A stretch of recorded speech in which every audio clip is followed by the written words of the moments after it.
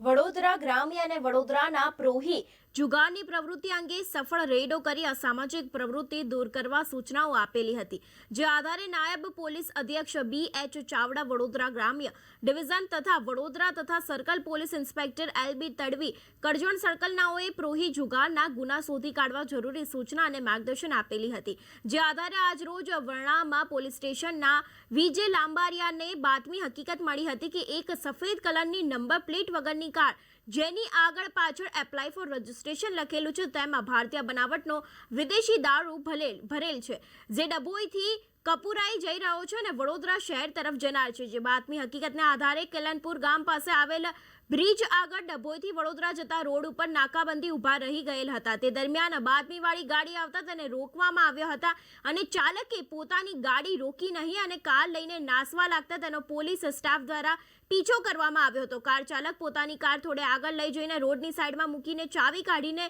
બે ઈસમો ગાડીમાંથી ઉતરી ગયા અને ભાગી ગયા હતા। જે કાર તપાસ કરતા બે નંબર પ્લેટ મળી આવી હતી, તેમજ ઇંગ્લિશ દારૂની નંગ જે 1680 અને સાથે જ 1.84 લાખની કિંમતનો જથ્થો મળી આવ્યો હતો, તેમજ કાર સહિત કુલ 8.84 લાખનો મુદ્દામાલ પોલીસે જપ્ત કર્યો હતો, તેમજ આગળ આરોપીની શોધખોળ હાથ ધરી છે।